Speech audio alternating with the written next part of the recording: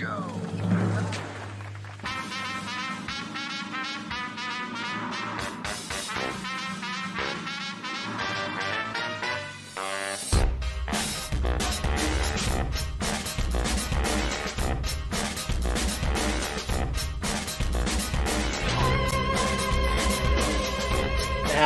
the inner monologue that goes in my mind all the time. What the hell, dude? Just what the hell? All right, wonderful. Nobody's webcam is showing up. I think they can hear you, though, at least. Oh, all right. Yeah, the voice is in my head. Don't blink 182 at me this early, man. All right, we live? Yeah, we're live. Oh, we're always live. Welcome to the still, as of yet, unnamed Cool Heels podcast. I'm Eric Wright. With me, as always, left to right, Billy Moon, the Rat King, Altub Esquire. You guys could say something, Jesus. I'm not throwing it to you. Jesus! Richardson's here. Hello. And, of course, Willie McCool, Spicy McCool. Jet fuel doesn't melt steel beams. The special guest every week thus far. How's it going, fellas? Special. It is going. Irritated at this podcast already. Yeah. What's up, Billy? Where's all these? I don't see the video. I tried to fix the scaling problem, and I think it just broke everything. So. Uh-oh. I'll be fixing it. Don't worry. You guys just. Hey, matches the rest of the world. Did you use LimeWire to set up? Yeah. That's where he gets all the software from. Oh, it's just using Windows XP. That's the part. Yeah. You caught me. My pirated Windows XP. Hey, good. Oh, before we get started, I wanted you guys to see this. My wife set up, remodeled our bedroom a little bit for an office, and I just want you guys to get a look at her office setup. There's like a desk and all this. Let's see, make sure everybody can see this. Hey. All right. I want everyone to get a good look at this because I make the joke every day, every time I come in here, that it just looks like a porno set. Thank you. You just need a fucking black leather couch in there, man. Yeah, well, that's not my Every day. Office roleplay. Every time she's trying to get actual work done, it's like, is this about my performance review? All right, we're all back to normal now. All right, great. Who's back to normal? You take that back. That is an excellent. Oh, I ask. like this. I can see everyone's beautiful face. Yeah, just gotta get rid of tubs now. Can you also see the... Actually, no, if I do this, you can see the stream. And you can also see the chat. Oh yeah, look at that. We can actually see the chat this time. Yeah, there's I'm here for going to be a little bit of a delay on the stream display, because this is what they're seeing. Yeah. Oh, wow. Okay. Hey, Rob Milleron's on. Milleron. I still have a shirt sitting right here in this office for him. I have just been... I'm incredibly lazy when it comes to going out and using agents of the state to do anything. So I have not been to the post office in months. Wait, haven't you heard? The post office is not an agent of the state. Well, I'm starting to learn that now. Yeah. They're going to defund it? Yeah, Stupid. I've got several of my family members are in the U.S. Postal Service. That's probably why we're all crazy. But yeah, it's a bummer. Yeah, here's something that most people don't realize. We're going to talk about the USPS real quick. Throw in some of that Cliff Clavin type knowledge. You know, it's also a bank. Yeah. Oddly enough, the U.S. Postal Service is also a bank. It actually has to it has to be funded. Yeah. Right? Because that's the same place where you can go in and get some of the very few government-issued checks, right? You get a postal money order, government-issued check. So, are you surprised that a con man wants to shut that down? Not pay out pensions and all that? Oh, wants to privatize it. He doesn't like the idea of a social institution actually working. Yeah, yeah. Sorry, I'm not wearing my Arrest the President shirt today. But I will go on record as anyone who really closely knows me, and I know this will alienate people. Quite honestly, I don't give two fucks or a shit. Donald Trump is an absolute piece of crap. Viva la revolution! That's all I'm saying about that. Yeah, I don't mind alienating. Almighty Megatron. That's what I'm about. Yeah. Wow, Richard being candid for once. Yeah, I tend to refer to him as individual number one, as he was identified in the in one of the lawsuits. Yeah, just don't make any. I would call it number 2, but that's just don't make any terroristic threats on the podcast, Richard. Is all I ask. I know for a fact that it is against the law to say that you want to kill the President of the United States of America. There it is. I'm sure for a fact everybody has seen that skit. Just right. If you've seen the skit, you know what I'm talking about. But it is against the law, absolutely against the law to say stuff like that. So I understand. I don't know if we have any fans watching this, but I know we have CIA watching, so that's CIA agent has joined the stream. God, man. Let's see. It's Mill Iron. Oh, like Mill Iron. Okay, Mill Iron. Okay, that's good to know. Yeah, it's not Milliran. It's Rob Milliran. Sorry, man. I'm just getting back from Ireland, so. I just love the people that tuned in for us to talk about wrestling. Oh yeah. They must not know us very well. Let's talk about wrestling. That was just in my little handy dandy thing of shit I kept for life. It's one of the posters for our shows back in the day. Oh, really? Which one is that? Oh shit! You had belts on. You had belts. Oh on. yeah, that was like one of the last shows. What is that? What was that, Spicy? What? Was that WC poster? Oh yeah. I like those promo pictures. I They know. make me look. Man, I've got such bad body dysmorphia now because I can't really lift like I used to. So I'm sitting in a chair looking down at my fucking stomach like, ah! Yeah.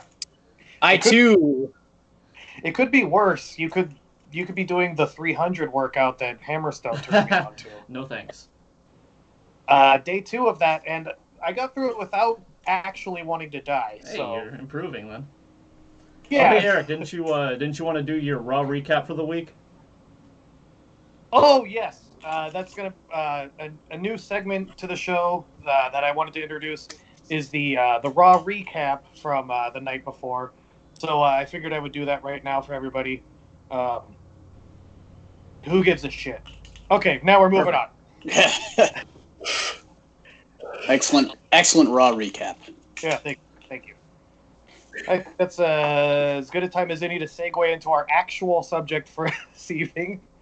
How do we put this exactly? It was regrettable decisions, regrettable gimmicks. Just regret in general. I think we've all got plenty of it. Yeah.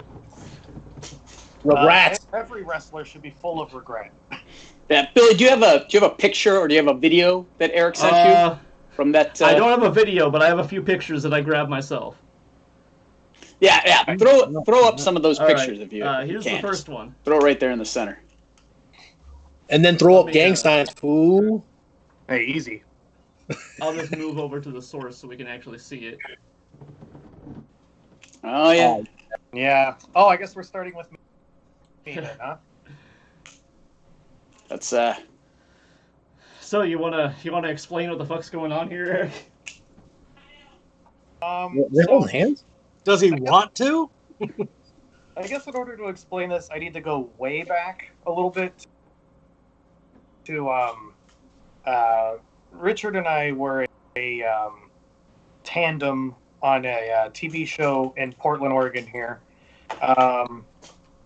And when we, I guess, turned heel, I was given the of being fireballs. Oh, sorry, hold on. Let me just... Sorry, let me just pick that up real quick. Oh, I was hoping you were going to do a literal Basketball fireball. Drop right now. Anyway, That's the second name you've dropped now. yeah, sorry. Keep with us, Eric. We're live. We're live.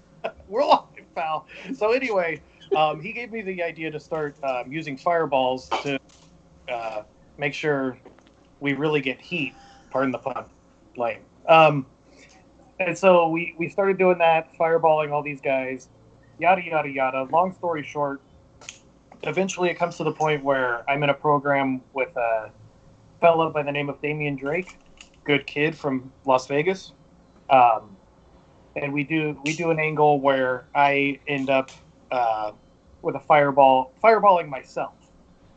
And so, and for the record, I was the only one that really put over my own gimmick here.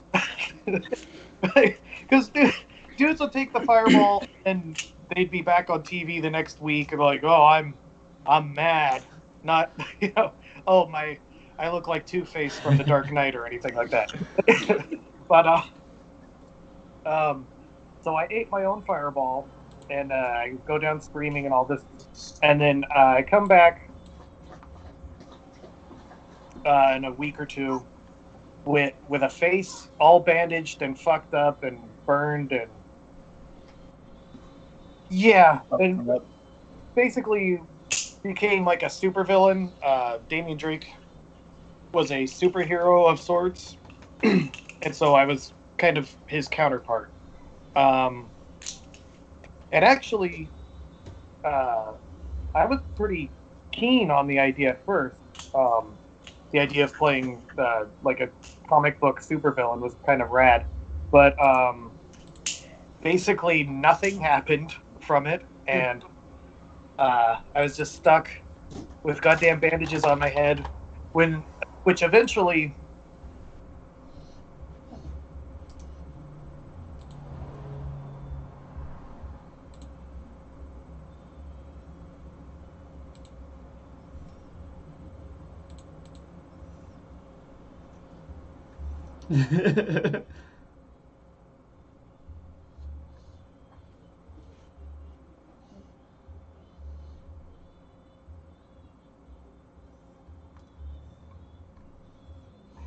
My head squeezed for 8 hours. It was torture, and so it eventually I hooked up, started doing this weird guy thing with Gangrel. God damn it! Fucking. All right, he's back. He's back. These shorts, man. These shorts. They've got terrible pockets. I'm dropping names everywhere. But no, and that was great too. I got to hang out with Gangrel. He dropped a ton of knowledge. But basically, it went on way too long. It did not become what it was supposed to be. I was not really suited to it. And then I knew I was done for sure so people who watched that TV show kind of got it, because it had a context to it and everything. But I knew I was done with this when we worked the show. I don't remember where, but a bunch of us were on it. And it was a new town, and I come out, and the crowd just starts laughing. Oh, no. Like, Yeah. oh, okay, yeah, we're done here. So, Can I rewind on that a little bit, Eric? And kind of yeah. touch on where some of that came from. So there was you turned heel, and you ran a program with Hammerstone. yeah, And at the end of that program, I remember you got your mustache cut off, you got shaved, all that good jazz. yeah. And I remember we cut a promo. They said, "Hey, go and just go cut a promo. Go find a place and cut your own promo." Oh yeah. And so we went down one of the poorly lit hallways and basically cut a kind of like '89, right? Batman promo. Yes, Right. it was essentially a parody of the scene where the Joker becomes the Joker, where he's sitting Right. in the surgical chair and all that. Right, and I remember right then and there, the camera guy was in it. Pat Kelly, with Dave Sherman, Pat Kelly, D'Lo had seen this, and they were just like, yeah, this is direction we want to go. This is, you guys do your thing in this direction. Because we talked about having a supervillain and a henchman, right? Yeah. And kind of spoofing on comic books. And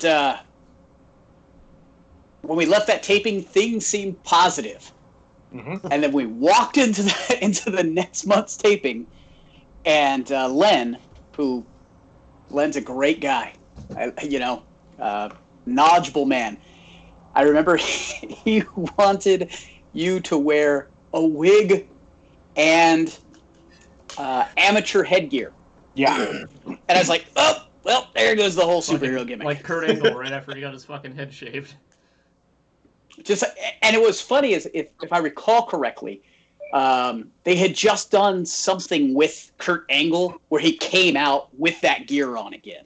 I don't remember if it was they do their Hall of Fame or whatever it was, but I remember they did it because we were just like telling Len, we're like, Len, this was just on television. This just happened on corporate wrestling. Can we please not do this? And he was like, but it's funny, brother. You know, I was like, okay, Len. Such good shit. Okay. It's It was just not the right tone. The whole and that little angle with the wig, that took like 6 months to get the taste of that out of people's mouths. Oh, that was so bad. Such a bad decision. But I mean, it was literally something that we got handed. I remember we were shaving, doing a little head shaving bit and all that good jazz. And when you got called Patches. Oh yeah.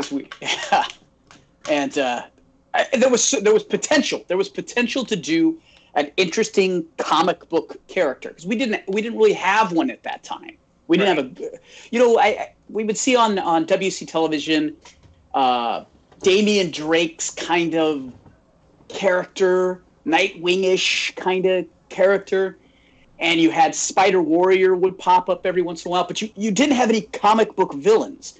And a good guy means nothing without a classical villain.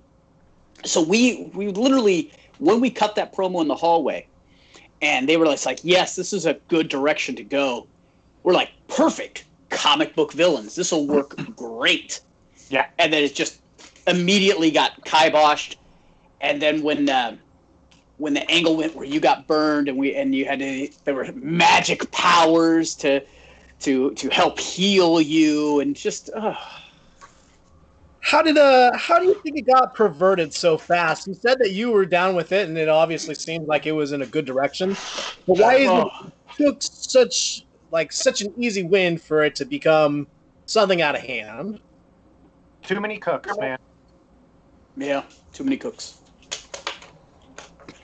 And the idea is that it's very much art by committee, right?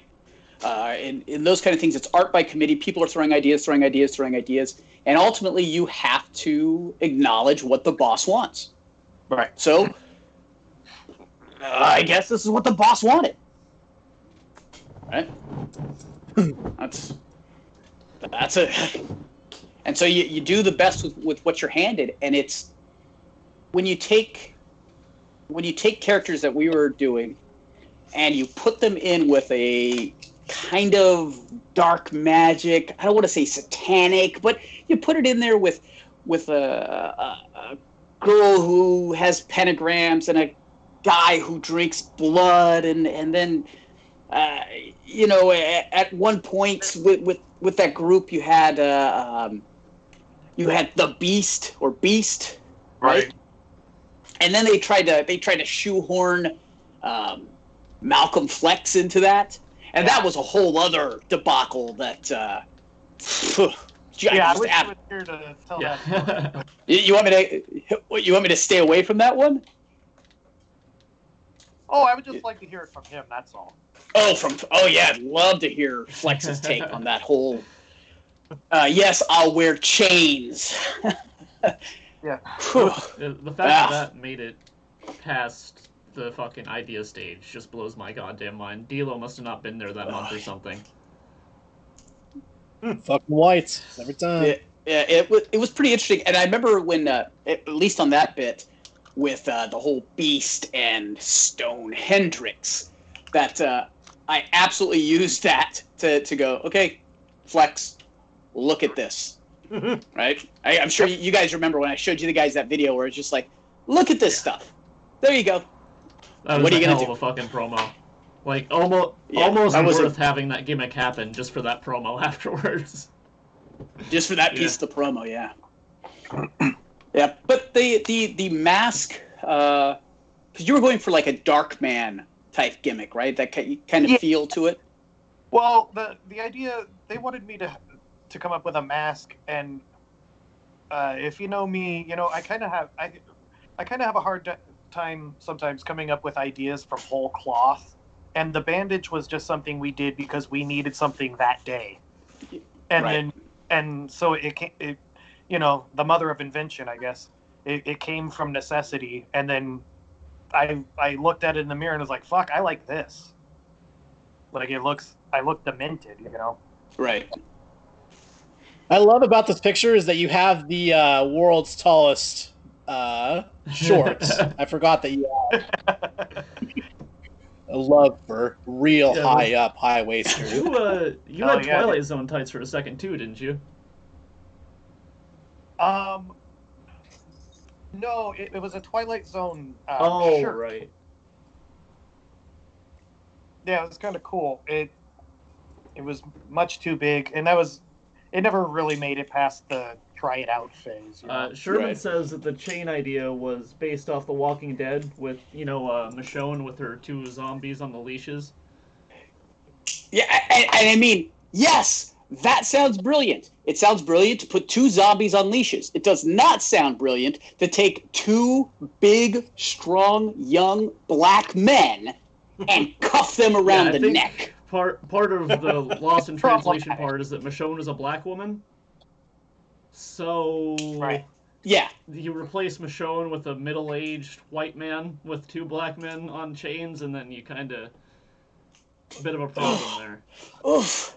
Not good. Oof. Now this sounds like the boss's decision. But yeah, Sherman was the production guy on that, so he would know. Oh yeah, it's true. He would. Sherman would know. It was nice to hear from you, David. Yeah, the idea was what the idea was, but it was tone deaf. You know, and quite honestly, if we can stay on that for just a moment, some of the ideas that had come out at that point were tone deaf, right? Mm-hmm. That just weren't didn't pay attention to what was going on in society. So I remember when we started doing the using the fire gimmick, right? Yeah. And the first guy they pitched us burning was Flex. And I remember just looking during that meeting, just looking around there, okay, you guys are going to attack Flex and set this all up. And I'm like, time out. Think. Should the very first person that 2 guys who were just old-timey wrestlers or old-fashioned style wrestling, should they really be attacking an up-and-coming young black wrestler? Think about that. It was tone deaf. Mm-hmm. And I said, who you should be attacking is somebody at the top of the card, right? Whoever the rivalry is going to be against, whatever it is, start with somebody big. And then, because that makes it tangible, that makes the story like, okay, these guys are aggressive, they're nutty, whatever you want to put behind them, you can build. But when you attack a guy who's pretty fresh on the scene, and the fact that he was a black man and we were 2 guys, I mean, I stuck with it. I stuck still wearing the old-fashioned clothing. It's still my preferred preference. It's the style I like, right? But having that 2 old-timey guys attack a black guy in the middle of a promo, it's just like tone deaf, completely tone deaf. And I remember when I said that in the meeting, they were just like, "Oh yeah!" Like it had never occurred to them. Never occurred to, and you know what? Maybe I am overly sensitive to those kind of things, but growing up the way I did, and dealing with the things that I did, it came across wrong to me. I don't like shades of racism. I don't like it in any way, shape, or form. And to see pieces of it pop up in wrestling, knowingly or unknowingly, is just disgusting to me. Right? I don't care for it at all. That's a brave take. Hey, you can't stand for what you believe in, you just can't stand. Yeah. Hey, Billy, I don't see the chat comments. Oh yeah, anymore. Did you take those down? It was either show you guys the picture or bring the chat back up, but I can bring the chat back. Ah, okay. But before we do that, yeah, because I didn't know if we missed any questions. Hey there, Benton. Hey there, Darian. Tubbs is on it too, but we haven't gotten any questions. Oh, all right. So okay, I've got the actual screen behind the Skype. So okay, on to the next regrettable gimmick. Oh dear God! There it is. Oh, I was there for that. I think the only person who wasn't here for that was Richard. I don't think Richard was around yet. Yeah, it didn't come around. I heard about it. Wasn't around yet. Which I was were Cosmic you? River 2. Oh, he was Cosmic River 2. Oh, Yeah. brother. God, that's lamer than I expected. I didn't even get to pick my own. And imagine that. Like, I get handed Ricky's first gimmick, and then I transition into being another one of Ricky's gimmicks. It's like my path was set for me way before I ever actually, like, moved out of training even. Weird deal. At least you've gone from a Padawan to a Jedi, all right? Well, I mean, sort fair of. enough. So should we give some background on the hippie gimmick itself? You've been around WC a lot longer, so I'll just pick up when you're done explaining hippies. Sure. All right. When you have one marijuana? Yes. This is a day one WC gimmick. If anybody out there is familiar with the promotion, they have had some guy playing this gimmick from day one. The first guy was Ricky Gibson, who we mentioned before, and I mean, it's just a job guy gimmick. It's kind of a hippie, I guess. Like, Galen's watching now, and she was probably there. I remember. I remember with the first hippie, she was probably there. It's such a jobber gimmick. I mean, I realize it's what it's supposed to be, but like, you come out to the ring with flowers and like it's like a pacifist that doesn't want to fight, comedy nonsense. And the promoter had a hard-on for this gimmick for like 10 years. And there was like, gosh, even in my time, let's see, Jordan was one. Julian White. Flex was one. Was Flex one? He was Flex the shadow was and the hippie. Yeah.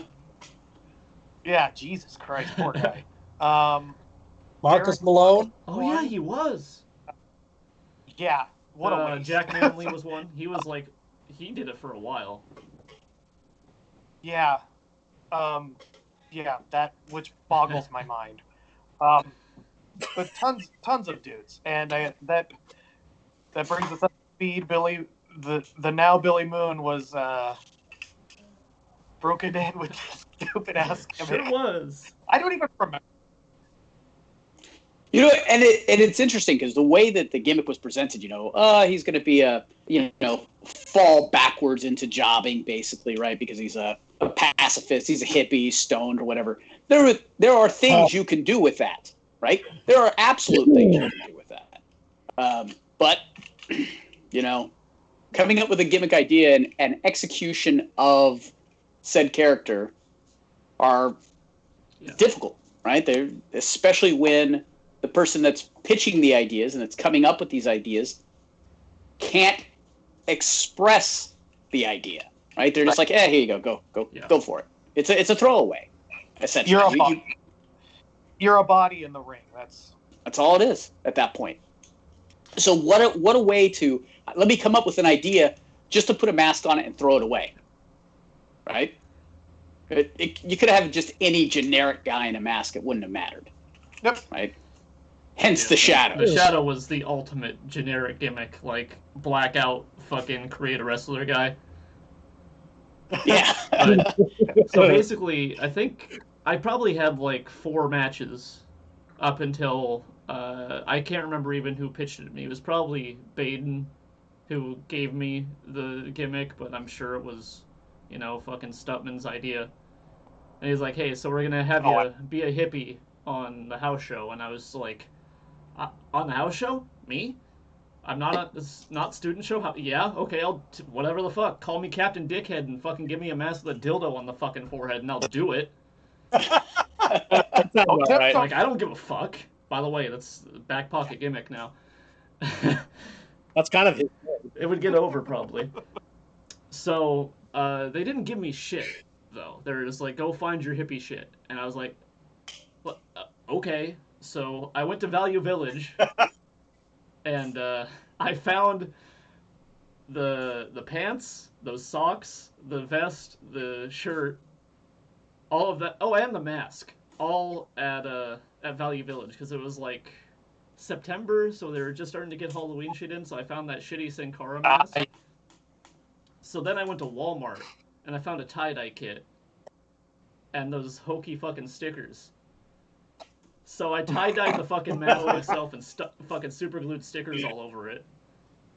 And by the time that I was like all like dressed up and shit, I showed up, put all of it on, and I can't remember which one of the trainers saw it, and there's like, "That's more fucking effort than anybody's ever put into the hippie ever." And for a second, I took that as a point of pride, like, hell yeah, I'm making an impression. And I wrestled as Cosmic River twice.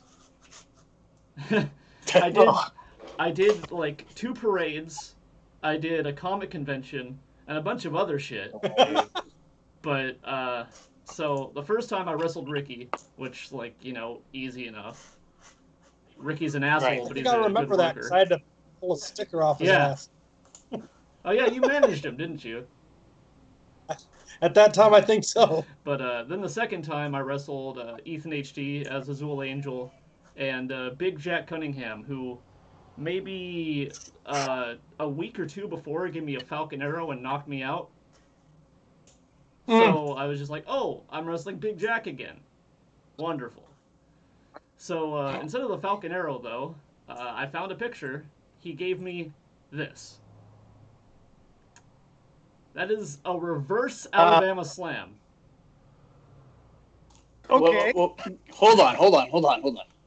One, why are you so damn low? Correct me if I'm wrong. And granted, the Alabama Slam is a very interesting move. But my understanding is that your crotch should be nearly on the back of his head. Probably. Yes. Am I wrong? Isn't that the position that you set them up? Since this, I've never agreed to take either version of this move ever again. But yeah, you're probably right. Right. I mean, we can talk about it after this, but it's not that bad when done properly. Yeah. It can be, but it's not. But you can. So It's kind of like a not very zoomed in picture, but you can, if I can make it bigger. There's like 100 different layers here.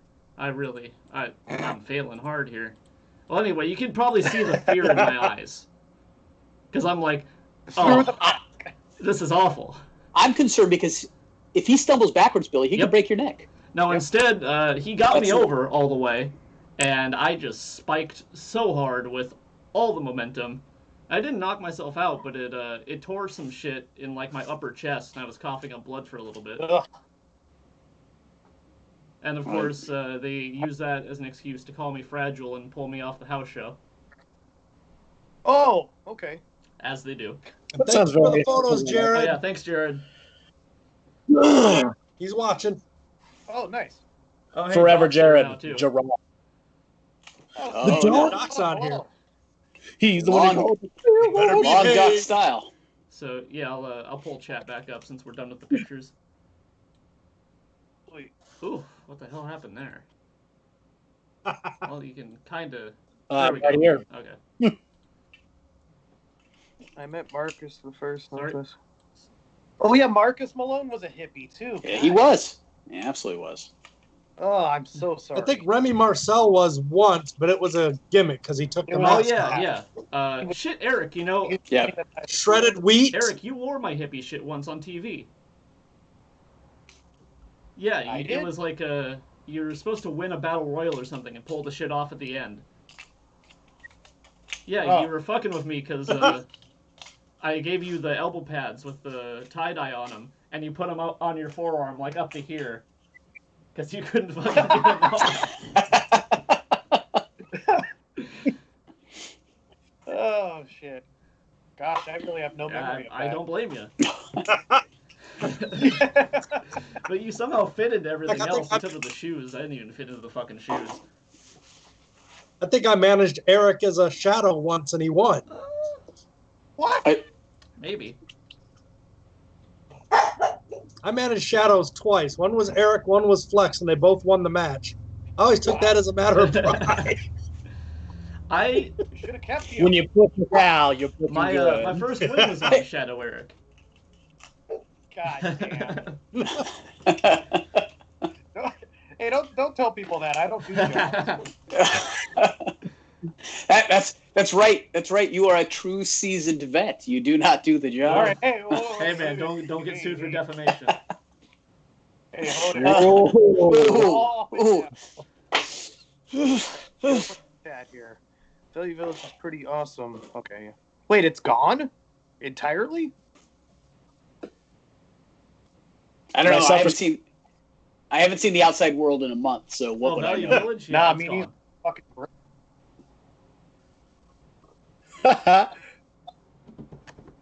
Yeah, the Value Village closed. It's that whole building is empty right now. It ain't gonna be filled with anything anytime soon now. Now, Billy, if I recall, earlier this week, or maybe it was at the end of last week, you had posted the picture from that big brouhaha that happened at the student show, where all of us are out It wasn't me brawling. who posted it. You remember that? It was Spicy who did. Oh, yes! I can't believe we're gonna watch that. Oh no! We don't have the video. Do we Spicy. have the video? Oh man, you're about to get me fucking No. yoked. If I thought about it, I probably could have Fucking hair grabbed from it, my but no, I shirt. don't have it. Yeah, that was definitely an interesting house show because I shouldn't say house show. It was a student show. Yeah. And 25th some of us who put on the student show to work with students, right? Eric worked under a mask often on that student show. I just worked as myself on the student shows. And we would get handed guys and go, hey, make something happen. Yeah, see what you can get out of this guy. See what you can get out of this guy.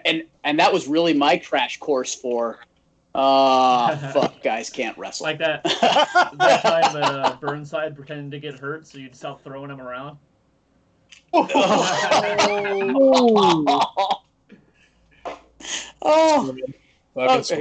Can I touch on that for just a moment? Yeah.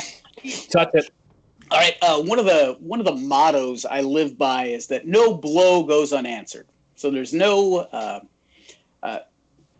turning the other cheek is one thing, but no blow goes unanswered. Is the best way I can explain it. So we had a match that was planned. We knew everything was going on. It was a 15-minute match, and I was supposed to cut a very, very short promo at the beginning, kind of introducing this guy, and then do this match with him. And along the course of the match, I had an idea of, okay, I've watched some of your other matches. I like this move that you do, so I'm going to use it as my opening to take us back to wrestling, right? Because once he starts bopping me around, I'm rolling with the punches at that point. So he's like, yeah, we can do that. So all he asked out of that match was to make sure you can get that stuff, make sure you can get. He had one other high flying move, and then he just wanted to straight wrestle at the beginning. I was like, okay. They introduced me to his trainer, which is Cameron Starr, right? Yeah. And he's like, oh yeah, this guy's solid. He knows what he's doing. Yada yada. You know, don't hold back when it comes to wrestling, right? Uh-oh. Just do anything you want to do. He'll be fine. He'll be fine. And it's like, sweet. And I started real simple move, nothing too crazy. And we were stuck.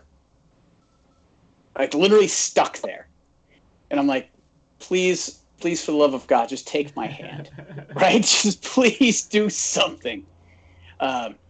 So at that point, he gets on top of me. He's bipping bopping me around. He shoots me in the corner. He comes through and he does this jump up clothesline where his legs go outside the rope. Oh, the old right? Miz gimmick. Is And then he hops around and he hits you somehow, and then he jumps off the rope and like stomps on you or something, right? I don't know. Horse shit is what I call it. I call it utter horse shit. All right. You know, it's a yes, I'll stand perfectly still so you can do something. So I knew at that point when he jumped around to stomp me in the chest, I was going to catch him, take him out, and then slam him into the turnbuckle, feed him out, suplex him, let him get up, suplex him, put him down on the ground, and just wrestle him. And he came around, I caught him, I turned around, and he like slunk down in my arms, so the slam against the turnbuckle didn't come off as much as I liked. And so I was just like, damn, that sucked. Hooked him for just a suplex, right? Just a standard pro-style suplex, a rolling pin, neck crank. And I suplex him, boom, and we hit. And like I snapped fast. We hit. I did my little sit-up and start laughing. And I look over my shoulder, and he's just down. And I'm like, oh, man, I think he's selling just a little bit too much here. So I laugh back at the crowd, and I turn around and look over my shoulder, and he's still down. So I start to get up, and the ref comes over to me, and he goes, he's out. He's out. Take it home. And I'm like, okay. Teddy Longlegs? Teddy Longlegs, told me he's out. He's out. Take it home. And so I picked the kid up, making in the heat of the moment, I should have grabbed him by the head. But I picked him up, looked at his eyes, and he seemed out of it. I set him down on the ropes, right? Let him catch his breath, do whatever he wants to do, to give him the chance to go home. And as soon as I let him go, he went bip bip bip, hit a top rope frog splash on me, pin 1, 2, 3, and ran out of the ring at the 7-minute mark. And I'm like, this is a 15-minute match, guys. Now I have to take the mic and fill up this time for 5 minutes, because that was the agreed time, right? And as the way I was trained is, if that's the time you're given, that's the time you got to hit. Oh, no. You know? And I just remember walking to the back, and I'm like, hey, man, are you okay? And he goes, yeah, I was fine. Why do you think I wasn't? I was like, well, you didn't get up for the suplex. And the ref was like, he's out, go home. And he goes, oh, no, I was fine. So yeah, no blow goes unanswered. About, that's one of the most fragile dudes I've ever been in the ring with. Like, first, there's the time that he somehow ran his head into the steel steps and busted himself open, and then ran to the back on the house show. That's classic. And then I think it was the last Hunger Slam we did, where he was wrestling my ex, and it was going so terribly that, like, the finish was going to be I cut him off when he hits the ropes and club him in the back. And that was supposed to happen like 10 minutes in. They got about 4 minutes in, and I'm like, this is bad. This is beyond Hunger Slam bad. We gotta. So she sends him into the ropes. I jump up and I fucking clock him as hard as I can across the shoulders. I'm like, it's safe space. He's a worker. He falls down, comes up, and he's bleeding from the face. And I'm like, I hit you in the back.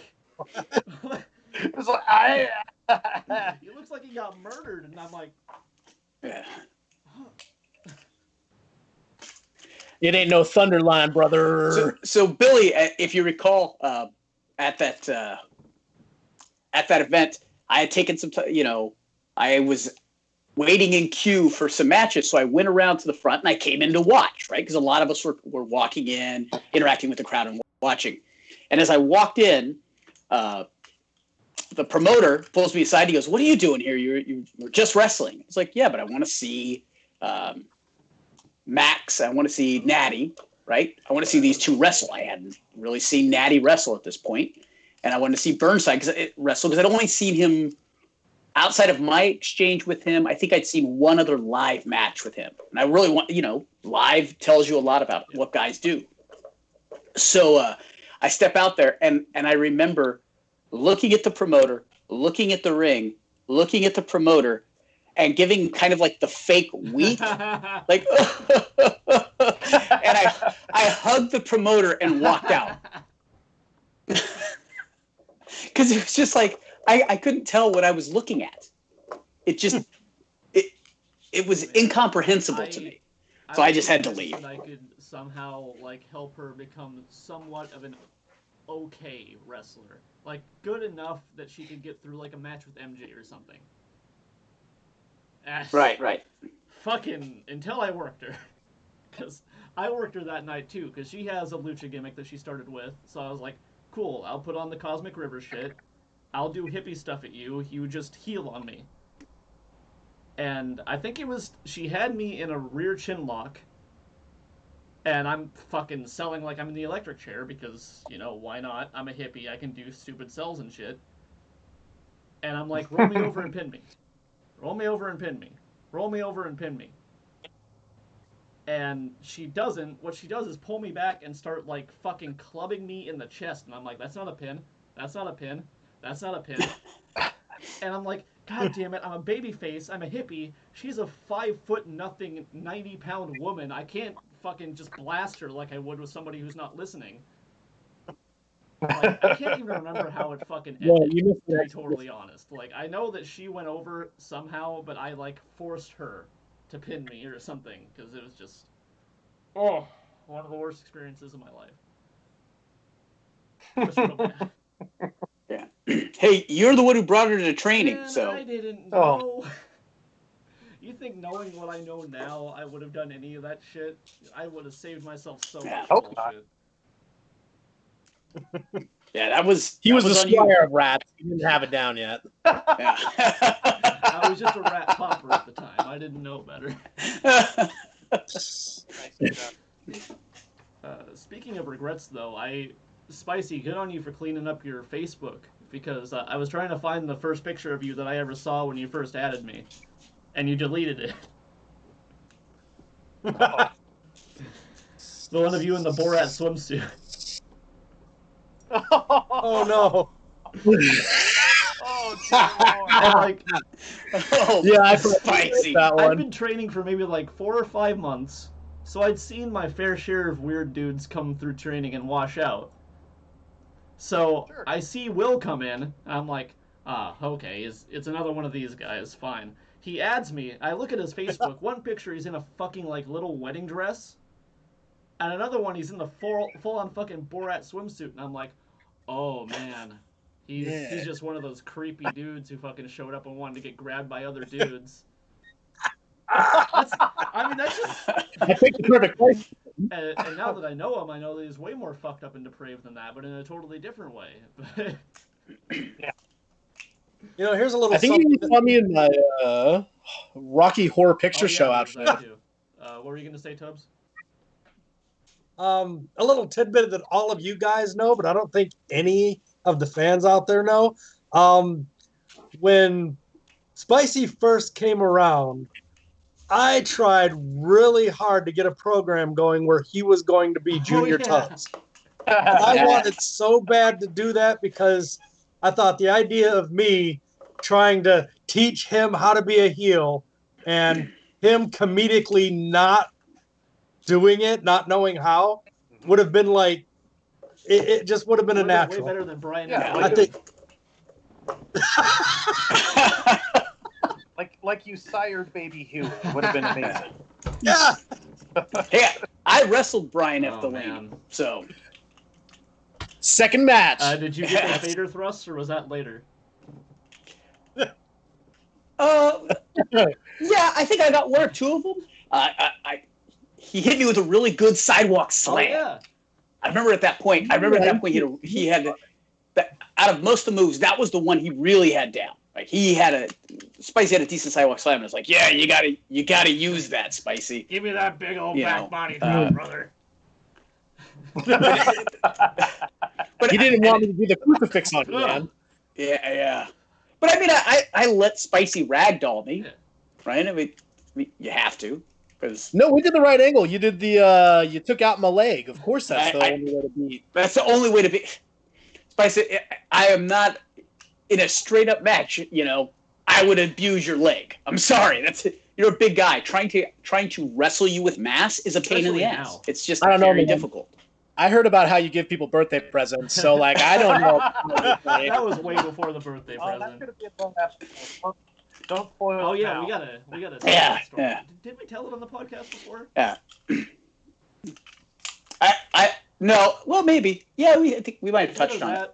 But I do recall during Spicy's training at one point, and I feel bad for it. It's funny now, but I felt bad at that moment. We were doing a little bit of a practice match, and so I glommed Spicy a couple times. I told him to hook me around the waist and run me into the corner. Just nail me into the corner hard, right? Get on top. And he hooks me, and I'm like, to the corner, and he squeezes me through the ropes. Like literally, my body just scraped through the ropes, and I fell to the floor. Like a And furious. Oh, and I got up, and I was so pissed because it wasn't a difficult instruction to follow. And I remember I got up and I hopped in the ring, and I kicked him in the leg 3 times, took him down, and then put him in an armbar, like shoot armbar. Like I locked him in, and then I was like, Spicy didn't deserve that, right? So, did deserve it. But I remember getting squeezed the ropes, just getting all knocked around, hitting that concrete, and just getting up like, oh, I guess we're fighting. You know? The Dustin switching page. And yeah, that little, oh, fuck it, we're going. Yeah. And I'll say, hats off to you, Spicy, because I remember when he came back in, it's like, I'm really sorry you didn't deserve that. And you're like, fuck yes, I did. Yeah, every time. If you ain't do it right, you gotta get taught. Spicy. Remember when you and your tag team partner gave me the best double hip toss in the history of double hip tosses? And then Jeremy had to you jump shot in right the ring to save Houston's life. So Jeremy gets this idea. He's like, hey, you guys need fucking tag team moves. And Billy is the only other guy at training. So how about you guys get him in the corner and give him a double hip toss? So, I'm in the corner, feet in both my arms. They go to give me a double hip toss. Spicy follows through, and Houston doesn't. He whiffs, man. He just fucking, So, like, he's still holding on to me, though. So I'm in the air, and Spicy's propelling me forward, and Houston's holding me. So I go, I go arc, head, down. And it's like if you try to do a half-ass tiger, like fucking man. And I immediately like work or sell up, and I'm coming at fucking Houston, like just ready to fucking blast him. And Jeremy, for how messed up he was at the time, he's in the ring like whoa, and Jeremy like fucking stops me and is like, he's about to kill you, and you fucking deserve it. And Houston starts making all these fucking excuses, and Jeremy's like, no, not this time, motherfucker. Wow. And Spicy's trying to apologize. Yeah. I'm like, no, dude, you're fine. Fuck you. And that's somebody I miss seeing with students. Blanchard, Yeah, great. Oh, that guy he's smart. I like what he does.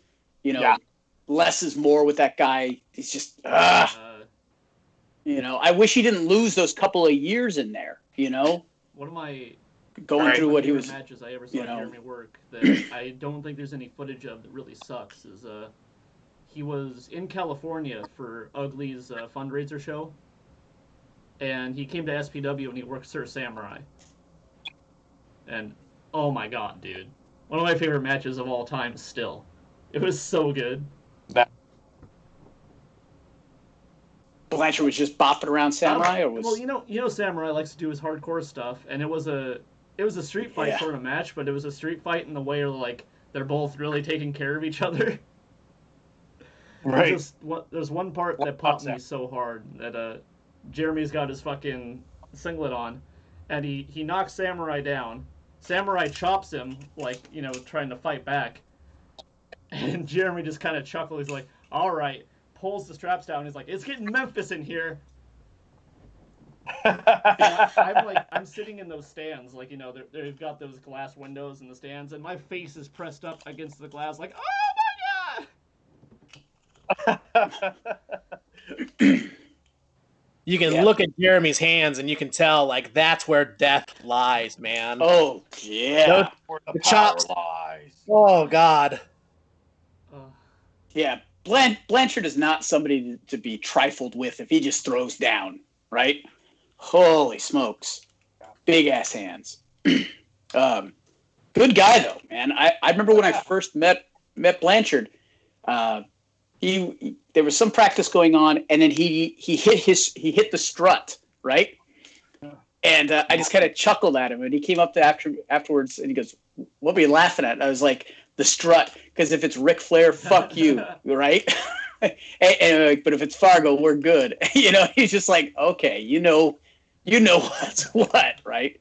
Because it's just cool to see a guy like that who's that smart and that wise to the game, that sharp in the ring, working with these brand new guys, you know.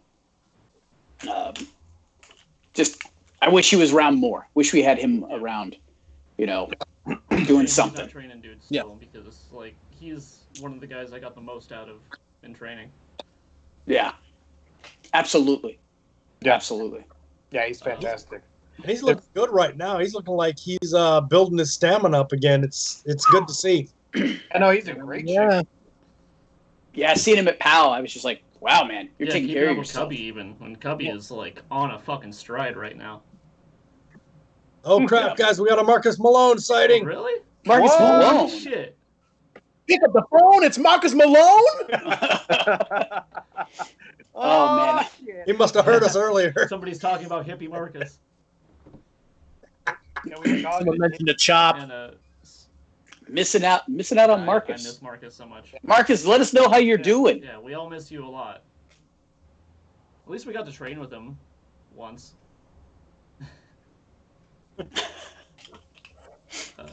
Yeah. I trained with Marcus a lot in the 25th Street. Then it was less during the chop shop, and then once we moved to the event center. Nobody wanted to be at that fucking chop shop. That was miserable. Chop shop, just unique. You know, I'll disagree with you. I thought the building itself was better. Really? Yes. I thought the building itself had better guts to do a fight camp out of. I guess. I know you guys haven't really been to a fight camp or done like the Olympic weekends and things like that. So a lot of those halls, especially the old school ones, were just long warehouses where they laid out all the mats and you hang up everything, right? It's not necessarily state of the art. Yeah. And that place, tin roof, big metal beams and connected to just large upright wooden trunks and whatnot, hanging bags up there. There's plenty of room to put in 2 rings, to have amateur mats, to have all you could have a complete weight center, right? Everything in that could have been done in that warehouse. Mm-hmm. And it's just the location sucked. You know, it was the best location. My favorite is still the original place. Well, not the original, the one that me and Spicy came into first. Yeah, that one was. Yeah, that was a fine place. Shows there, like there was enough room to have 2 rings, somewhere to watch tape, and somewhere to roll out without tearing anything out. Right. Yeah, they don't remember the old place, do they, Eric? No, I guess not.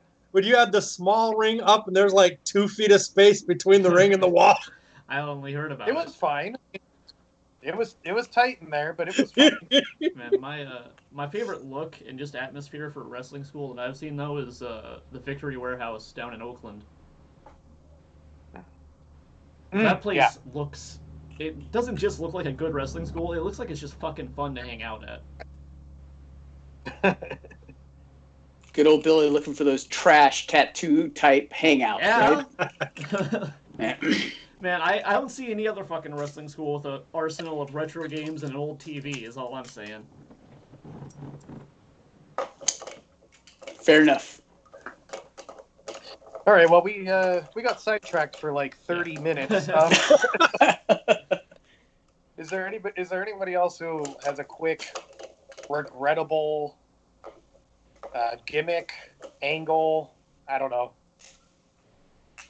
I can tell you about a regrettable move I took in a match that was pretty rough. But early on, I was working in Texas, and we were at Total Hardcore, something, just one of these little pop-up shows in Texas when I was first coming in. Yeah, it was a little bitty ring, little bitty pop-up, midday show. And I was working in a triple threat against Ray Basura and Rocky Panasco Jr. And so Ray and Rocky was definitely a face. Ray was kind of a tweener, and I was a heel. Tweener. Yeah. So I'm working stuff, but I'm the young guy, so I'm going to get bopped around a lot. I'm like, that's fine. I'll hit one or two little things, put on a hold here or there, but I plan on getting bopped around. Well, the finish was set up that Panasco, who amateur wrestler and high flyer, really good, learned a lot from him. He was going to hit a move, put me down, head up to the turnbuckle, and then do one of those flippy-dippy moves onto me. And he goes for the pin in the triple threat. Basura is supposed to come over, kick him, pick me up, and give me this drop, like on the back of your head, neck. I don't know how else to describe it. They kind of throw you up over your shoulder, but they have your head underneath you, and then they drop you down. I don't know what it was called. Anyway, I take this move from Panasco. I'm laid out. He climbs up to the top, does the spinning flip, and lands on my face with his knee. And the lights went out, right out, little pinhole of light. And Basura picks me up. I remember everything comes rushing back, and I hold on to him, and I said, give me a moment. Just 1 minute. Because he's supposed to hit me with the move right away. I'm like, I don't know what the fuck is happening. Except all the lights came back on. And he's like, picks me up and dumps me. Just like, too bad. Did it wake you up? And I remember, I'm laying there. I'm pinned. I'm laying there. And I'm like, I just remember saying, are we done? Yeah. Can we go home? Yeah. But we had to work late. We had to work later that night. So, and when we got into the car, we were driving back. And I remember I turned to Panasco and I said, that would only have been an 8 count, man. You wouldn't have gotten me that. Oh, God. But it was Basura with that just like split second of, what does he want me to do? Fuck it, I'm dropping him on his head. Right? And that's why I was just like, no, I'm done. Wow. Yeah, regrettable. Because it's, again, one of the reasons that the high-flying moves and whatnot, I'm just not a big fan of it. It's like, you literally have to stay perfectly still and hope the guy does it right. I hate that shit so much. Right? Where if I grapple with somebody, all I got to think is, can this guy move or can he not? Right? Because if he can't, I can wrestle around him, and if he can, it'll be great. All the high flying shit is always just like, please don't kill me. Right. Please don't kill me. Like, You know, like, it doesn't even really have to be a really big, high-flying thing. Like, when I wrestled Frankie Dove at Lucha, and he hits one leg drop, and he's like, I'm going to go for another. And I'm like, I don't think you should. But he does, and just sits right on my fucking face, and not in a hot way. And I'm like, God, It's always you a hot fucking way. asshole. And he's trying to love. apologize to me as I'm getting up to kick his ass, and I'm like, I'm not going to kill you. Just post for this goddamn move so we can go home and I can yell at you in the back. Yeah, any of the moves where the guy, I mean, a striking move or landing move, right? But there's a high probability of one of the guys messing it up. And how often, and I'm sure Eric went through this, but you get to a point where, okay, I can kind of work a guy, I can kind of bring him along, and then you have to dread everything he's going to do to you. Right? You're like, yeah, I can move this guy around here. I can do this around here. I remember, case in point, in the match I had with Brian F. Delaney, I remember I told him at one point, hey, my knee doesn't bend like that. God damn. Or was it my knee or my arm? I remember telling him that. And he's like, oh, yeah. Like, it's you, brother. I was the test dummy for all these new guys coming in for WC for quite a bit on those on the student show, house show, hybrid things. Like, whenever somebody would come in, they're like, oh, he'll fucking go over on Billy. We don't give a fuck about him. So, I got to wrestle Chase James in his first WC match. I got to wrestle Nolan James in his first match. I really like Nolan. I miss him. Yeah, whatever he's still happened in to him? Canada. He's still working. Oh, good. I wrestled Lance Pearson in his first WC match. Still prefer working him to working Chase James. There are a lot of dudes who, like, I just had to walk in there with absolutely no prior knowledge of and just be like, well, hope he doesn't fucking kill me. Right. Yeah, I never got to work Nolan James. Who else got to work him at WC? He wasn't around long. Billy, you worked him, but he wasn't around very long. Like, he popped in. Did a match with him during the 24-hour gimmick because the Canadian boys came first on that.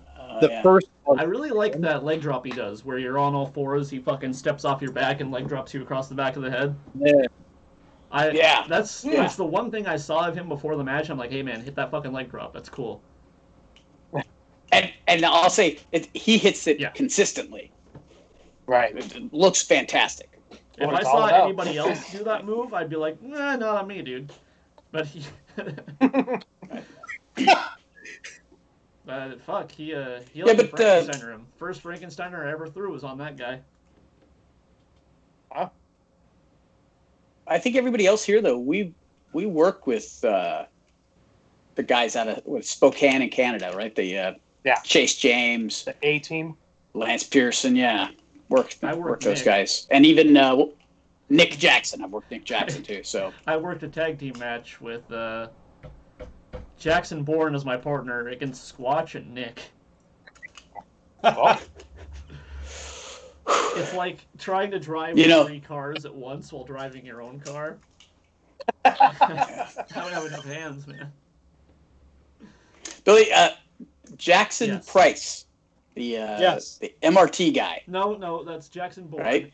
Jackson Price is the. Jackson Bourne. Yeah. Sorry, Jackson Price is the giant guy. Jackson Bourne. I mean, you mix up Jacksons who can't work all the time. It's not a big deal. Oh man! Yeah. We need a shots fired drop right there. Hey man, I'm sure neither one of them could catch me if I ran away, so it's all good. Oh. But I think all of us worked through the A-Team when they came through, and now those guys are doing their due. Pearson took a break. I think he's on a break, and Chase James was last seen. I think he's working WAC or 5cc or something like that up in. Good for him. Whatever that means. So, way to kill it, Billy. Really took the wind out of our sails there.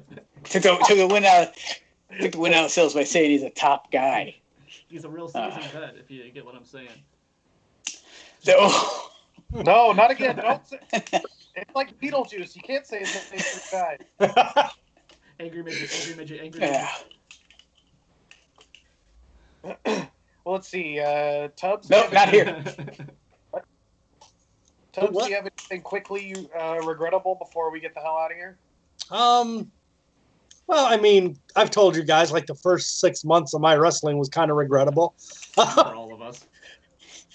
Had the mask come off in the Battle Royal, so my whole ghoul gimmick that was supposed to hide who I was died the first day. And that stuck me with feuding with the promoter for like 6 months, and took 5 of those before I finally convinced him to let me put on the uniform and become the working man, which is where I started to blossom, because I was starting to learn what I was doing and at the same time had something that I wanted to do. But that whole time period, it was just like, all right, I'll do it. You want me to dress in like sweats? Okay. Yeah. I didn't know what I was doing. The guy was wrestling, didn't know what he was doing. Yikes. I refuse to watch those matches because I don't even think I can learn from them. I mean, there's going to be nothing there. Out there. That was, I can't even hardly lift them. They would sure be a weight lifting. Would that ever help you, Nick? Have you seen them? They're like that. They're big. They're heavier than hell. The hell is that? What's happening right now? I was like, are we getting haunted? What the hell? I was like, do we have a caller? A phone? First time I heard a long time caller. I can tell you what happened. Billy's grandfather got lost earlier this morning at the Kmart.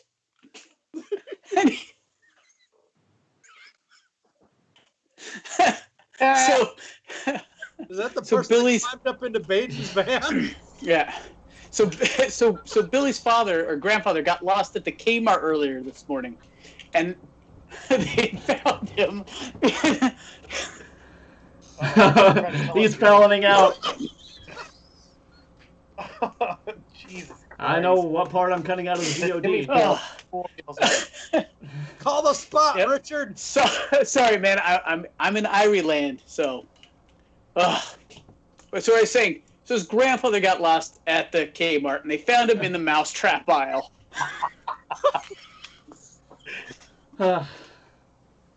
So speaking of regrets, that was one.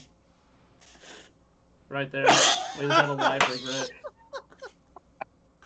Done did. I think that's a perfect Yeah. note to go We're out. not topping that. Yeah.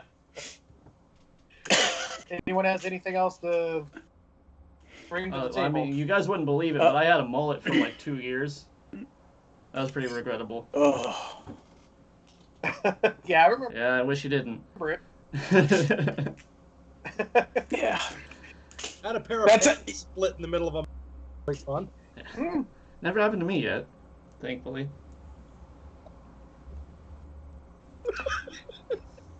Well, on that happy note, if anybody's listening or watching this, first of all, shame on you. But if you have any questions for us, send them here or somewhere else. I don't even actually know where. I'm just Send saying it to one of us, whatever. We'll all see it. Yes. Yep.